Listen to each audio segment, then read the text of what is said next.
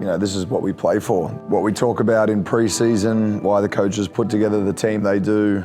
So to, at the end of the year, have fulfilled your goal, it's so satisfying. In a big year as well, personally for me, my life kind of got flipped upside down with the birth of our daughter. So to have my wife and her there, being able to celebrate or to see them as soon as we won was pretty amazing. A lot was made of the depth of this roster. Just how much of a role did that depth play in helping this team achieve the success that it did? Yeah, our depth was so pivotal. We were a team that had guys that would start on other NBL teams, and they were willing to take a lesser role to achieve what we did. And that was evident throughout the season and then all throughout the playoffs. Scotty had some massive games for us. Udai Bubba bobs up in 2 grand final games and is amazing. And key contributions all the way down the list from, our starting centre in Jock down to our development players. So it was such a key factor as to why we were good, because on any given night teams would try and scout a certain number of people, and that would allow the others to show how good they were. And it was so fun to be a part of a team like that. Probably safe to say now that you're a veteran of this league, how did you see your season as an individual? Are you happy with your performance on court as well as within this group? Yeah, I think so.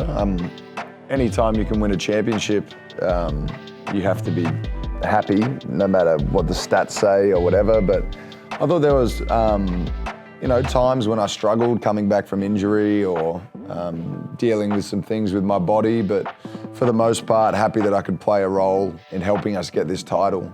Yeah, and definitely a leadership role within this team. Myself, Mitch McCarron, David Barlow, as forming that leadership group.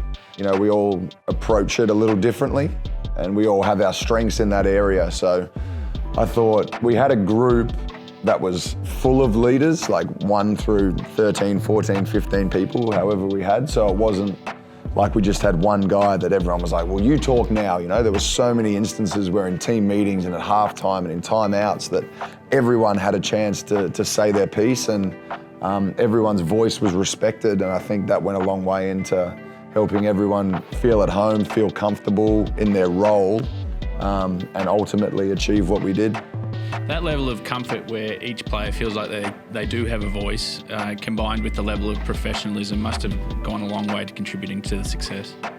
Yeah, absolutely. And we signed great guys. We kept great guys. We had a team that were hardworking, professional. They're professional basketballers that want to come to work and they want to win. So that's half the problem right there. So when you get a good group of guys like that, put it in an environment that's fun, hardworking, we were destined for success. That doesn't mean we were going to win the championship. A hell of a lot of things had to fall into place, but that mixture at the start was right.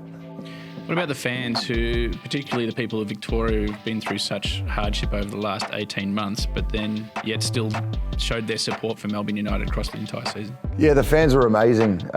Such a tough year for everyone, including the fans. And then to, start our season as the AFL's picking up, attendances weren't where we would have loved them to be with COVID restrictions and other sporting events. But even if all of our fans weren't there in attendance at the stadium, we still felt it, whether it was through social media or, the support that the club tells us about from our fans and members. So we thank them after such a tough year to still have it in them to support us. And, I said it after the game and I'll say it again, this is for Victoria, this is for the people that have spent too many days in lockdown.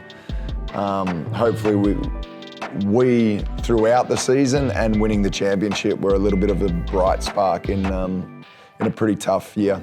And you raised that trophy next to you recently, but the work doesn't stop for you now, does it? You're off to the US to join the Boomers camp with the hope to make the Olympic side. Yes, so I've got a couple days left here. I'll spend that with my family and just try and get some quality time in with them before I head off to LA for a few days, a training camp in Las Vegas where they'll pick the Olympic team, and fingers crossed I can be a part of that. If not, I'll come back and do my 2 weeks quarantine.